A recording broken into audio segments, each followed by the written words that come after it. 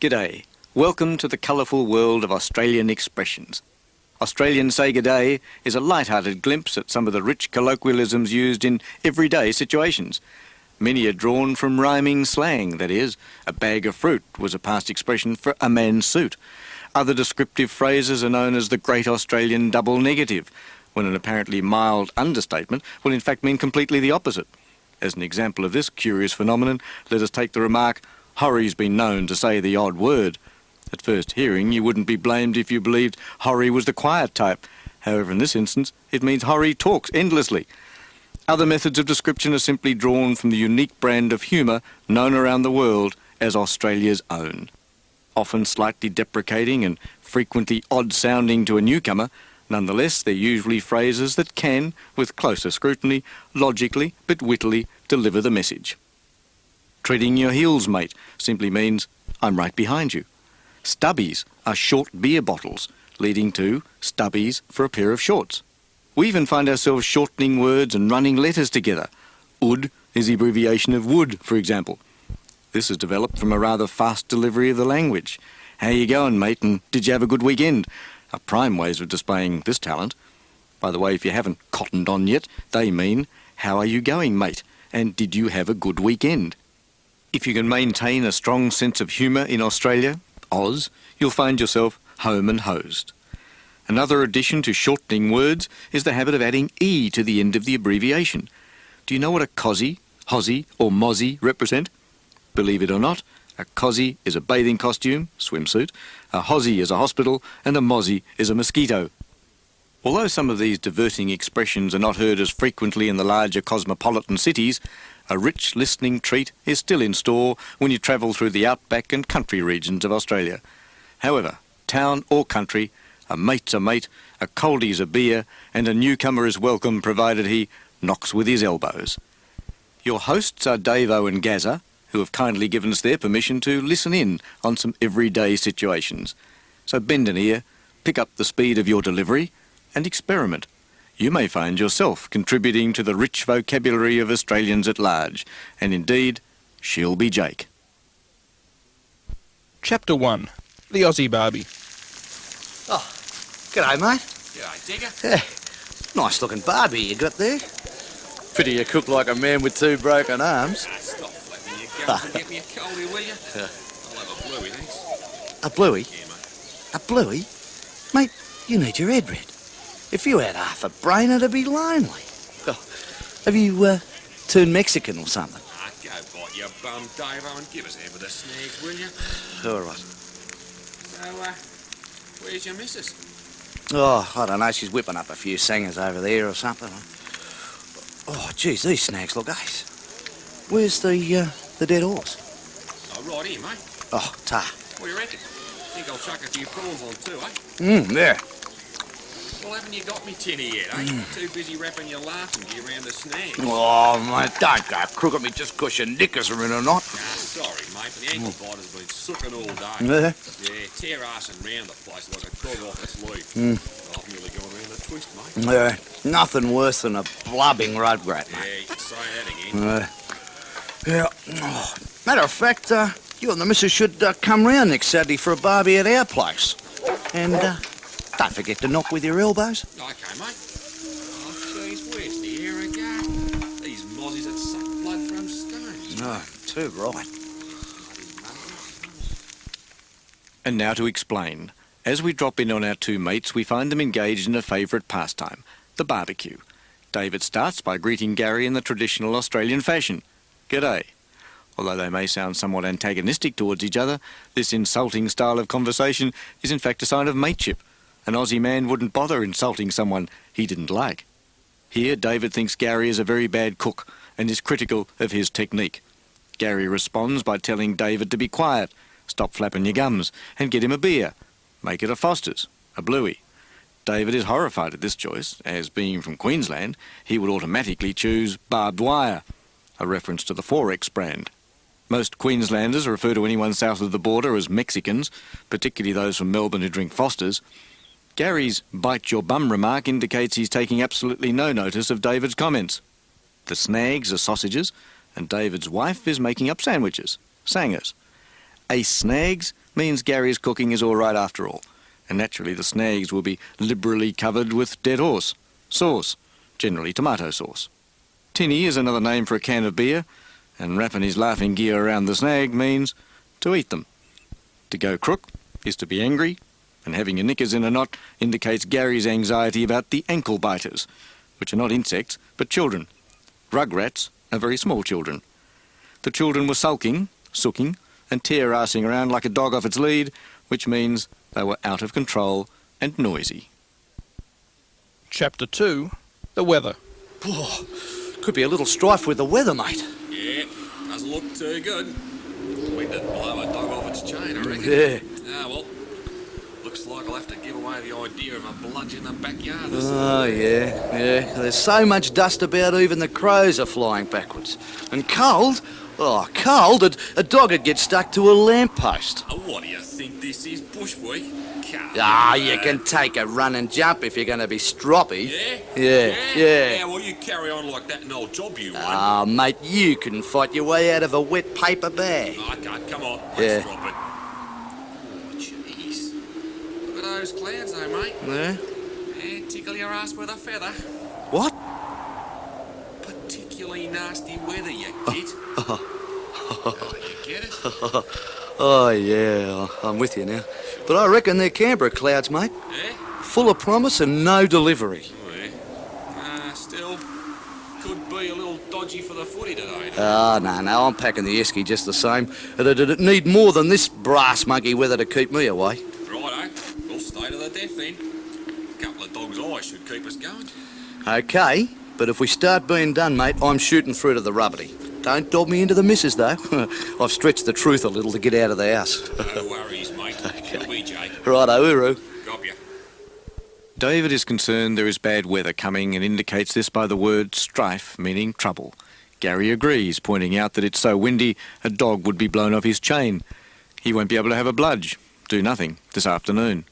At this stage, David exaggerates the weather conditions by implying crows are flying backwards to keep the dust out of their eyes, and dogs are being stuck to lampposts. It must be very cold for this to happen. Gary, believing David is having a joke at his expense, begins to get annoyed. Bush week is a term used to describe a period when things are slow and anything can be believed. In this context, the question is used in a derisive protest. A typical Aussie situation now develops when the two mates begin to argue for no real reason. But this quickly passes. To invite someone to take a running jump is telling the person to go away. And to be stroppy is to become irritable, argumentative or aggressive.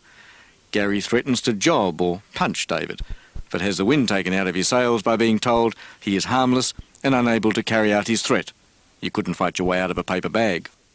Gary decides to let the matter rest and tries a little humour. Tickle your ass with a feather is a colourful way of saying particularly nasty weather, especially if it's quickly said. David, however, refers to the clouds as originating in Canberra, Australia's capital city, and thus associated with Parliament and politicians. As the latter often promise much without ever delivering, we can infer that the clouds look threatening but will probably blow over. The conversation then turns to the footy, which can be a game of either Australian rules or rugby football. David is packing the esky, an insulated container usually filled with cans of beer, regardless of the dodgy or risky nature of the weather, which he describes as brass monkey. Well, this comes from the saying, cold enough to freeze the balls off a brass monkey. It would have to be very, very cold for this to happen. Gary agrees to go and decides they'll stay until the game ends, till the death. Dog's eyes are, of course, meat pies, a favourite snack at the football. David agrees, but not as wholeheartedly. He'll leave, shoot through, and go to the pub if his team is being beaten, being done. If this happens, he asks Gary not to mention it to his wife, dob him in, as he had to stretch the truth, tell a few lies, to get to the football. Gary assures David he can rely on him with the words, "No worries, she'll be Jake. Uru, goodbye." Chapter 3, City Slickers and Country Bumpkins. What's up your nose, Gazza? You look like you've been through the ringer, old son. Just looked back from the big smoke. Yeah? Yeah, geez, a bloke I didn't know from a bar has so got into my ear. Good. Tried to come to raw prawn. What, was he some kind of flake, mate, or? Yeah, he was a bit of a worry. I think he was short of the reddies, mate, and tried to suck me into a rot. Fair dinkum. I hope you didn't get into a blue. Oh, no, I just told him to take a rain check and he knocked back a few instead. Ah, that's the shot. What were the tarts like? The tats. Yeah. Okay, trouble was I couldn't understand them. Yeah? Oh, they talk so fast. Saw one rager with enormous norks, mate. Oh. The Sheila was talking 19 to the dozen. To her offsider Right. in half sentences. Felt like a right get. Standing around like a stunned mum. Get off the grass. An old silver tongue like you. Mate, I didn't come down in the last shower. Now tell me, how did you really go? Well, now that you mention it, her offsider gave me the glad eye, and after a couple of leg openers, was all over me like a rash. Beauty, mate. I knew you'd score. Well, got to chuff off now. See you this arvo. All right. Glad I'm not a hyper. Jeez, yeah. Poor Gary looks quite dishevelled, as if he's been through the ringer of a washing machine. David inquires as to what has happened, and as a term of friendship refers to him as old son. Gary explains he's just returned from the city, the Big Smoke, where a stranger started talking to him about a stupid idea. A flake is sometimes a mentally deranged idiot or a fish fillet served in Victoria. In this instance, the flake was a bit of a worry or cause for concern. Being short of the readies means he had no money, and to suck someone into a rort is to con them into a scheme. Fair dinkum replaces really, and a blue is an argument or fight, and to knock back a few means they settle their differences and had a few drinks together. David is relieved that trouble was avoided and now turns his attention to the tarts or women Gary met. Gary talks about a most attractive lady with a well-endowed bust, referred to as Norks, who talked incessantly and at great speed, 19 to the dozen, to her friend, off-cider. Gary felt like a real git, stupid, because he had nothing at all to say, stood around like a stunned mullet. A silver tongue is a smooth talker, and not to have come down in the last chow means you're not gullible. Therefore, David doesn't believe Gary. The glad eye which Gary received was a come-on look from the lady, and he quickly took the opportunity to buy her several strong inhibition-loosening drinks, known as leg openers. I should mention, you don't order a leg opener at a bar. It is merely a term describing any alcoholic drink that might relax a lady a lot. Gary did well, as she was all over him like a rash. Very affectionate. To score is to have taken her to bed. At this point, David has to leave, chuff off, and indicates he will see Gary in the afternoon, arvo. Gary, in reflection, concludes he is glad he is not a hyper, a highly motivated city slicker. Chapter 4. Going to a restaurant. Well, mate, definitely time for a chop. What do you fancy, eh? Kung fu, frog, or a bit of the old spag bob, eh? Can't go past chops and veggies, mate. You don't want any of this foreign muck. Oh, Davo, me old lad. Times are changing, pal. Look, you can even get a crock steak in Banana Land these days. Crikey. Yep. Now I know the sons boil their brains. You'd have to have a screw loose to muster a crock chop. That's not the point, mate. If I don't have a feed soon, I'll get so thin the wind will whistle by when I turn sideways, mate. Well, there's a Mickey Mouse Greek Bristow on the main drag, eh? Nah, lobbed in there last week, mate. The cook went tropper and gave me a serve when I asked for the dead horse. Yeah? What a shamozzle, mate. Yeah, I was going to argue the toss with him, but the old lady dragged me home. Quit yakking and fart-arsing around. I'm off like a bride's nighty. It's you doing the yabra, mate. Aye. All I want's a good chomp and to sink a few middies. All right. Don't do your block, mate, or it'll be on for young and old. Well, up you for the root then, pal. I'll just have a dog's eye and you can go whistle. A dog's eye? Yeah, top idea, mate. I'll have a floater. Gary needs a meal, a chomp, and asks David would he prefer Chinese, kung fu, French, frog, or Italian, spag bowl. David prefers home cooking and is shocked to learn that crocodile steaks are the latest thing in Banana Land, Queensland. He demonstrates his contempt with terms like the sons boiled their brains and they'd have to have a screw loose. This indicates he thinks it's ridiculous, if not hazardous, to muster a crock chop, which means to chase a crocodile and then serve it as a meal. Gary couldn't care less about crock chops. He just wants to eat. He feels so hungry that the wind will whistle by when he stands sideways. He's feeling thin. The Greek bistro must be good, as it's Mickey Mouse, and is found on the main street, the main drag. However, Gary has lobbed into the bistro previously and insulted the chef's cooking by asking for the dead horse, tomato sauce. The chef went troppo, crazy, and gave Gary a serve. Not a serve of food, but abused him in no uncertain manner. Things became somewhat disastrous, a schmozzle, and Gary was going to disagree, argue the toss, with the chef, but his old lady, wife, dragged him away. David accuses Gary of wasting time by yakking and fart-arsing around, and is off like a bride's nightie, or with all possible speed. Gary maintains it is David holding things up with his chatter, yabbering, and all he wants is a meal and a few beers, middies. David warns Gary not to get upset, do his block, or there'll be a fight. It'll be on for young and old. Gary is a little annoyed by his mate's attitude and tells David to forget the whole idea by saying, "Up you for the rent. Just a meat pie, dog's eye, will do him. And David can go without, go whistle." David thinks a dog's eye is a great, top idea, and decides on a floater. This is a pie served in green pea soup, peculiar to the city of Adelaide. Chapter 5. Sport in Oz. I hear you're one-eyed for aerial ping pong, mate. Me? Yeah. You must be having me on. Ah. I've been into the mobile wrestling for years, China. Longer than the Pope's been a Catholic. They tell me those Vics go mad around grand final time. Bunch of galahs, if you ask me. Well, what can I say? But I got to hand it to them, mate. They have the best bloody horse race in the world. The whole bloody country comes to a grinding halt for the Melbourne Cup. Struth, you're right. It cost me an arm and a leg on the GGs last time. I backed a dead cert, and you know what? They're still looking for it. Yeah. I was back at Burke for the last cup.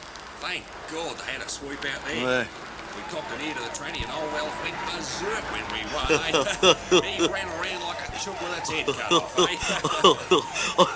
Oh, he's a silly old geezer, that guy, yeah. You coming down to see the one-day wonders? Nah. Broke me heart to see good old Aussie clean bowl last time. Yeah.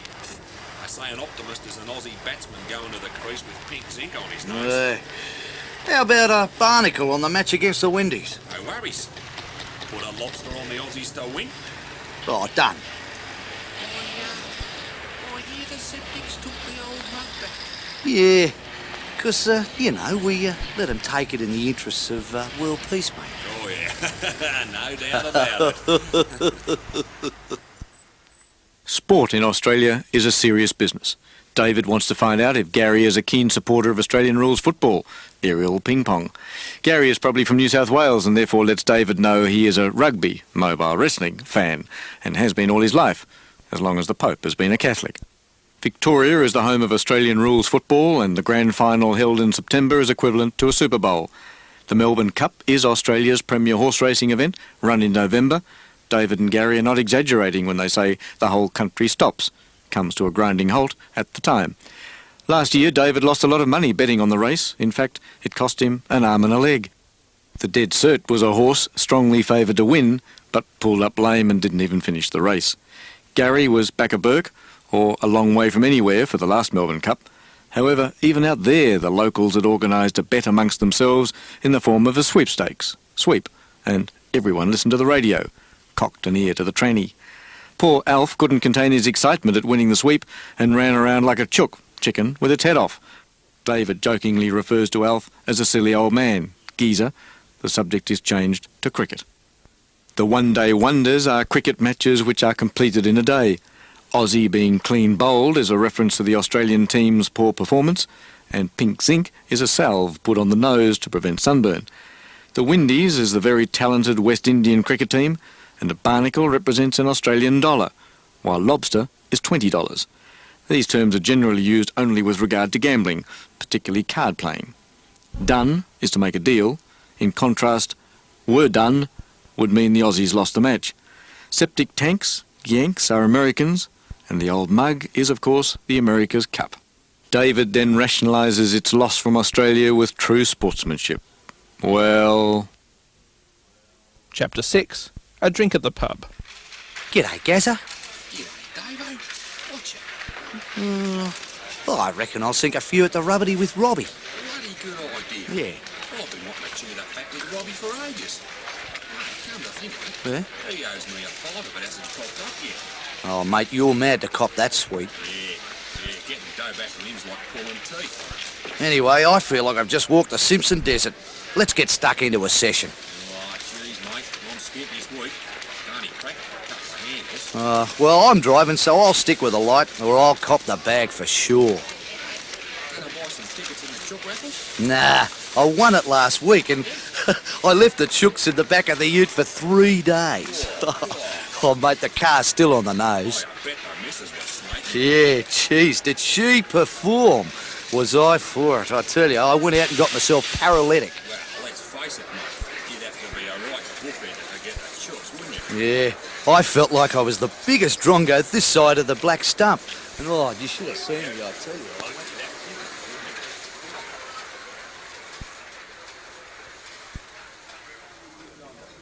You better, mate. Ah, right. Crikey, this pub charges like a wounded bull. Come on, let's give him a rubbish and hop into the booze back home. Yeah, better than a poke in the eye with a blunt stick. I'll front up with a six-pack. Yeah, mate. Right. The two mates meet and Gary asks how David is and what he's up to, simply by saying, "Watcher." David is going to the pub for a drink with Robbie. Gary thinks this is a very good idea because he hasn't spoken, chewed the fat with Robbie for a long time, and suddenly recalls that Robbie owes him $5. Nor has Robbie returned the money as in coughing it up. Gary has not complained by copping it sweet and compares the task of getting his money back to that of pulling teeth, a painful process. David is obviously extremely thirsty by his reference to the Simpson Desert and wants more than one beer for sure, hence getting stuck into a session. Gary is short of cash, skint, and can only afford, or crack it for, a couple of handles, glass beer mugs. David is concerned about the police breathalyzer test, cop the bag, so sticks to light, low alcohol beer.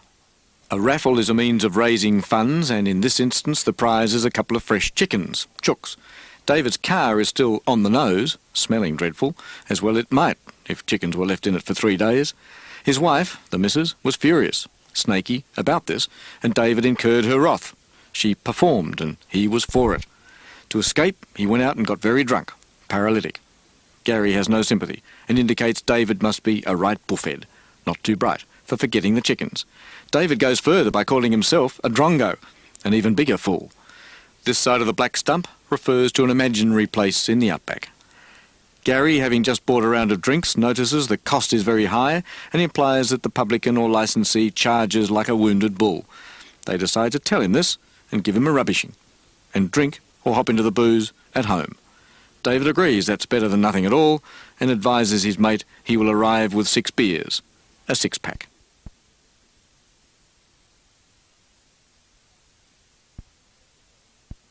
Chapter 7. Holidays in Oz. Hey, mate, where you going for your ollies? Well, dunno, really. Me and the cook were thinking of having a swizz round Oz. Jeez, mate, that'll cost you a mozza. You'd need to rob a bank for that lot. Oh, no worries. I've been a bit tinny lately with the dogs. I've made a bundle. All right, Gazza. Now let me give you the drum. I know all there is to know about a pub crawler that size. Well, what you do, you start off with a captain cook at the coat hanger behind the Opera House. Yeah, really looking forward to that, mate. And what about that river that flows upside down in Melbourne, eh? Oh, you'd have to be Yarra to want to see that, mate. Hey, I hear the sand scrapers are pretty friendly this time of year. Eh? Yeah, or maybe we should just lob into the rock for a gander. Oh, don't forget Banana Land, mate. Home of the Great Barrier Reef. Who knows, you might even see a Noah's Ark.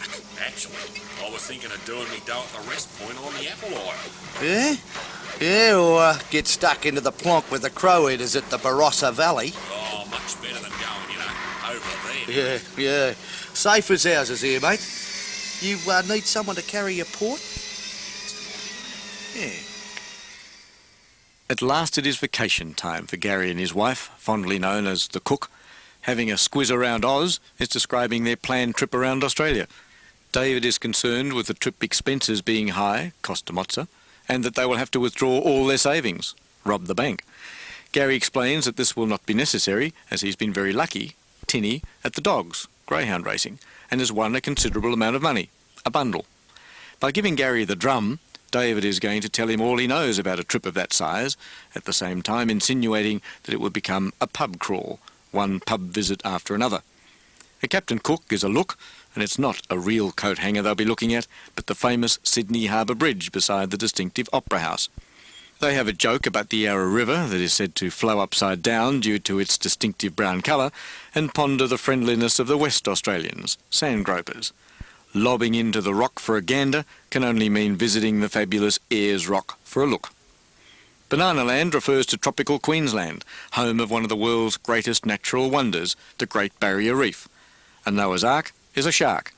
Gary then thinks about going gambling at Rest Point Casino in Tasmania, a state renowned for its delicious apples. Plonk refers to all wines, and these are found in abundance in South Australia's Barossa Valley. Gary muses over the fact that there is really no need to travel overseas, over there. David agrees Australia is a safe country and volunteers to accompany Gary and his wife and carry their bags. Chapter 8. Work or the dole? What do you do for a crust, me old China? Matter of fact, I'm a chippy. Jeez, that'd make you a taxman's delight. Oh. Personally, I'm flat out being professionally self-unemployed. A dull bludger, eh? Be nice, mate. Eh? Don't give us a hard time, we'll get angry. Get off the grass, mate. You wouldn't work in an iron lung. What? I am flat out like a lizard drinking, I'll have you know. Well, why don't you get a job? Having not the time. No, Eh. true. Look, by the time I've cleaned the pool, Yeah. taken the dog for a walk and checked out the stock market, Eh. it's time for smoker. I mean, finding a job would be too much like a yaga. Not without worrying about the work itself. I don't know about that, mate. Look what happened yesterday. The union rep chucked a wobbly and called the stop work because we didn't have a pie warmer in the staff caff. I tell you what, I reckon he's gone bonkers myself. I was going to give it a miss, but they held it at the local. So we all drowned our sorrows while the rep talked the leg off a chair. I'll tell you what, mate. I'll bet that's the only union meeting where everyone stayed or stumped. Yeah, they're too right, mate, too right. I had on the wobbly boot and took me chances in doing the licence. Jeez, mate. Work sounds all right after all. Hey, listen. I think I'll tag along with you tomorrow. Oh, I'm easy, mate. Can always use another union member.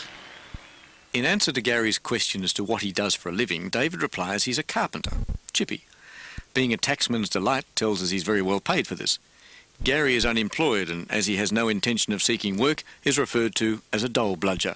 He doesn't like this description and tells his mate so, but David takes no notice and suggests Gary is extremely lazy. Wouldn't work in an iron lung. Gary is indignant and retorts by saying he's so busy now, flat out like a lizard drinking, that there's no time to look for a job. He considers this hard yakka, hard work, without actually worrying about the work involved in the job. David doesn't seem to think work is all that hard and tells Gary about an angry union representative who threw a tantrum, wobbly, over a lack of catering equipment in the staff kitchen, the CAF. David thinks the rep has lost his senses, gone bonkers, bothering about such a trivial matter, and was going to avoid attending the stop work meeting, give it a miss. He only went after learning it was being held at the local pub, and everyone drank a great deal, drowned their sorrows, while the rep talked non-stop, talked the leg off a chair. It must have been the only meeting where all members stayed until the end, stumps. Having on the wobbly boot tells us that David was so drunk he had trouble walking and took a chance at being booked by the police while driving home and losing his licence. Gary is very impressed with this tale and decides that work may not be so bad after all. He'll go along tomorrow and see. David is pleased to hear there will be another union member. Chapter 9. A crookmate. Bad news, mate. Yeah? Horry's in Hozzy. A workers' comp gone wrong. Go on. Yeah. Is he really crook or bunging it on? Well, it all started out he wanted a sickie. So he bunged on a turn at work and was sent to the quack. Fair enough. Don't ask me how, but the quack took a few x-rays, reckoned he was really crook, sent him straight to Hozzy. Horry flaked out with shock. Jeez, mate.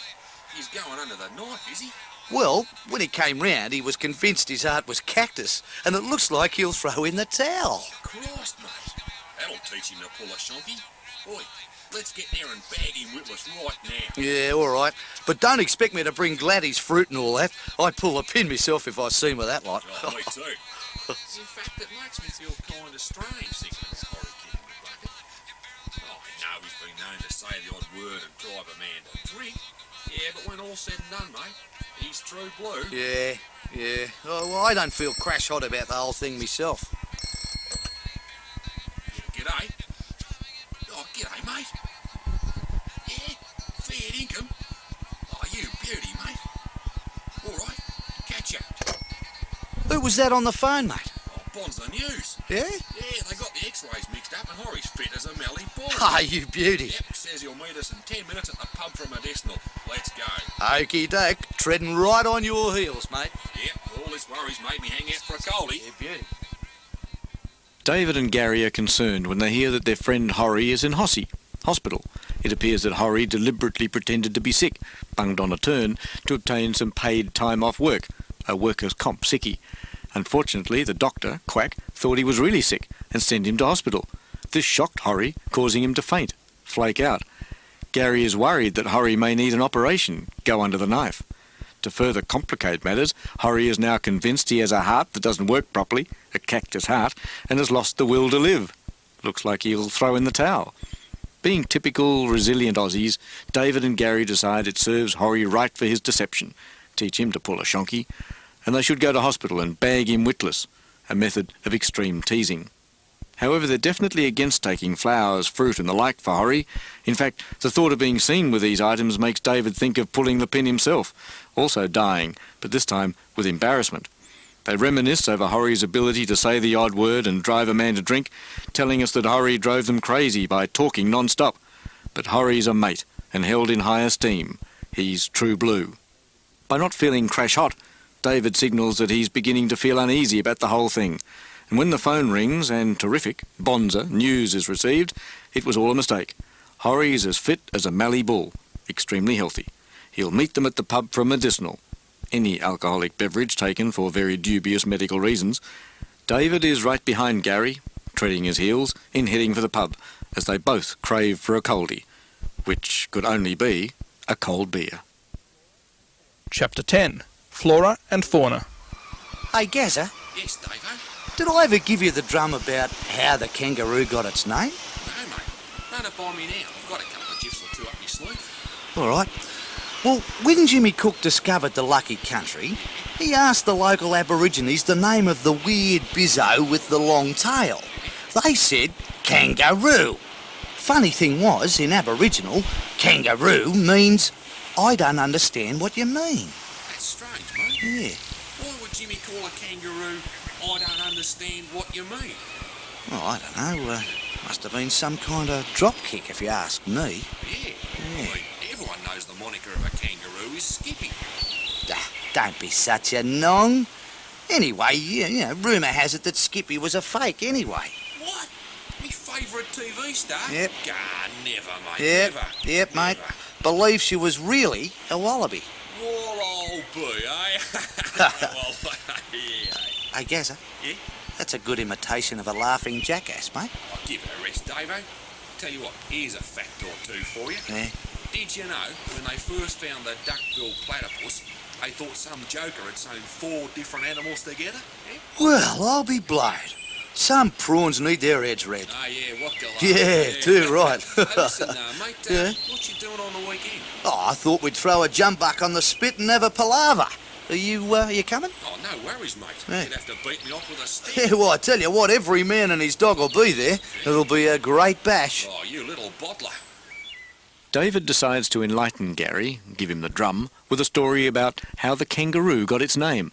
As Gary is not in a hurry, has a jiff or two up his sleeve, he doesn't mind listening to the tale and so tells his mate to run it by him. It seems that Captain James Cook, upon discovering Australia, the Lucky Country, was intrigued by the animal with a long tail and wanted to find out its name. He questioned the indigenous people, the Aboriginals, who replied, kangaroo, meaning, I don't understand you, in their language.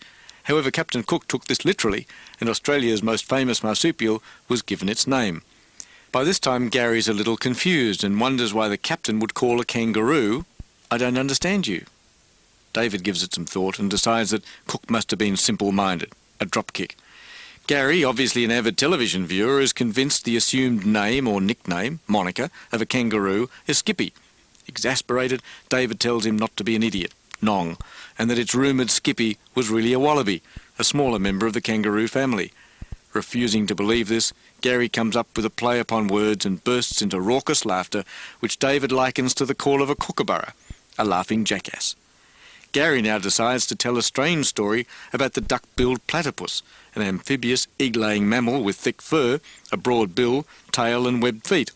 David is quite nonplussed, I'll be blowed, by this tale, and reasons that some fools, prawns and galahs, need psychiatric help.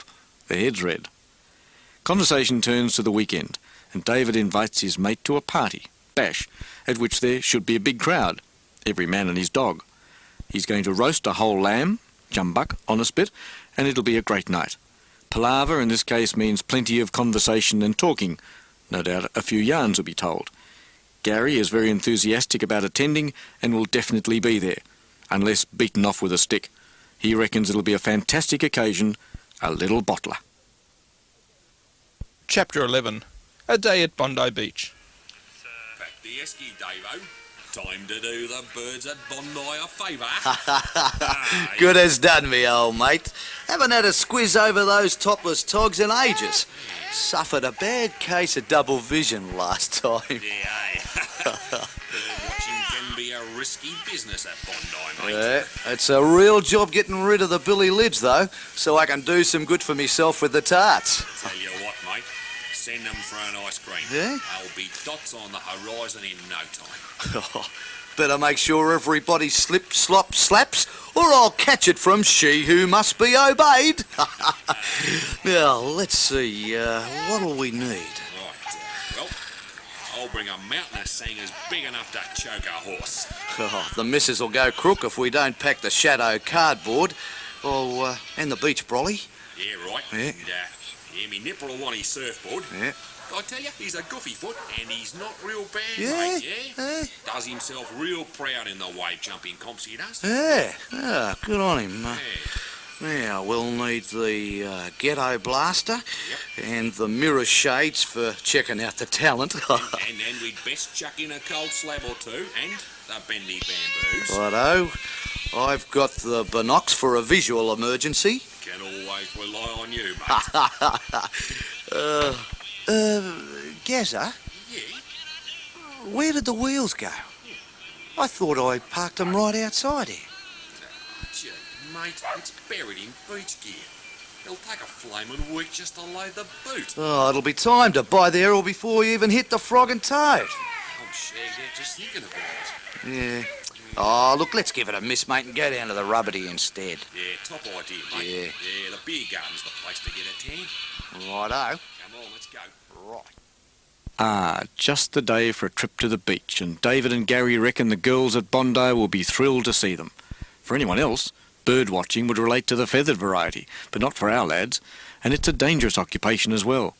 Last time David ended up with eye strain and blurred vision after staring, having a squiz, all day at the girls sunbathing topless.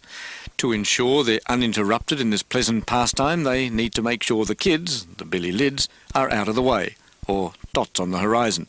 Gary suggests this can be easily achieved by sending them for an ice cream. Having solved that problem, they begin to plan the trip. David will be in trouble, catch it, unless everyone slips on a shirt, slops on sunscreen and slaps on a hat, as protection from the strong Australian sun. Lots of sandwiches, sangers, the shadow cardboard, cask wine, and the beach umbrella will be needed.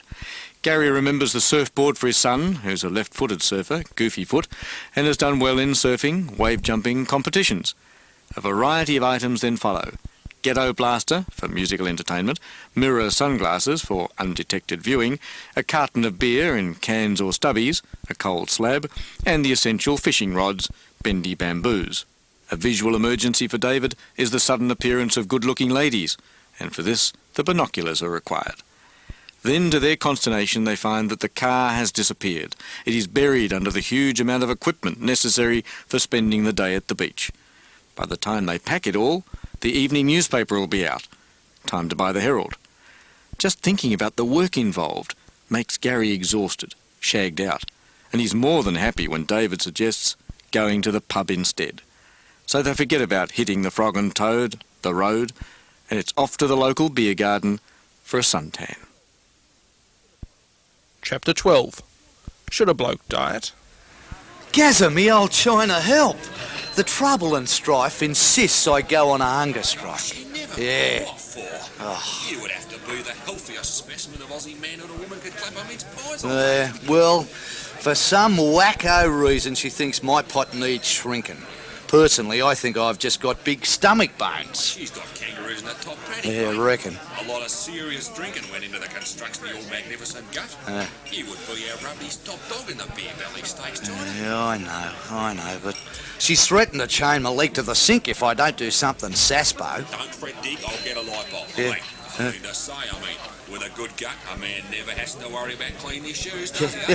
Well, he can't see them, can he? Yeah, I mean, how would a man belly up to the bar without it? Exactly, dead right. Yeah. And a bloody handy thing for resting a blue on when watching the footy on the box. And not to mention how dangerous exercising is, mate. Oh, absolutely Yep, right. too mate. right. A man could drop dead of a dodgy ticker if he wasn't careful. Yeah, and all that jogging, you know, you may as well jog straight into a cedar sofa if you ask me. Squash, mate, Yep, squash. yep. That's very stressful on the bottom. Yeah. That's a damn right snack. Wouldn't it rot your socks, mate? I mean, I hadn't taken any of this into consideration at all. I mean, if I croaked exercise and my strife, it'd kill me. Listen, mate, better do the right thing by the missus and keep your strength up. Come on, let's have a beer. Righto. David is in a dilemma and needs the moral support of his mate. The wife, Trouble and Strife, has laid down the law and told him he needs to lose weight. Gary's amazed at this suggestion. To him, David is the perfect physical specimen, and one that any woman would love to lay her eyes, clap her mince pies, on. David couldn't agree more, and puts it down to big stomach bones. We assume he also has a good imagination. Gary declares that David's wife is crazy by insinuating she has kangaroos in a top paddock. It seems a lot of hard work went into David's beer belly or gut, and it's the best to be seen at the local pub. However, this doesn't help a very worried David. His wife has threatened to keep him away from the pub by chaining his leg to the sink. Gary reassures him that he'll come up with an idea, light bulb, to help him out, and they discuss the advantages of a beer belly. Shoes don't need to be cleaned, a person is able to stand comfortably at the bar, belly up to the bar, and it's a great cushion for resting a can of beer on while watching television. Suddenly there's the realisation that to lose weight also means to exercise. David and Gary put up a very convincing argument about the risks involved in exercising. After all, jogging and squash could lead to a dodgy ticker, bad heart, and a man may end up in a cedar sofa, coffin. David is shocked. He obviously hadn't thought seriously enough about the dangers of losing weight, and reaches the conclusion that his wife would never forgive him if he died, croaked, while exercising. In fact, she'd kill him. To avoid this possible calamity, and to keep David's wife happy, they decide the only thing to do is to keep David's strength up. So it's off to the pub again.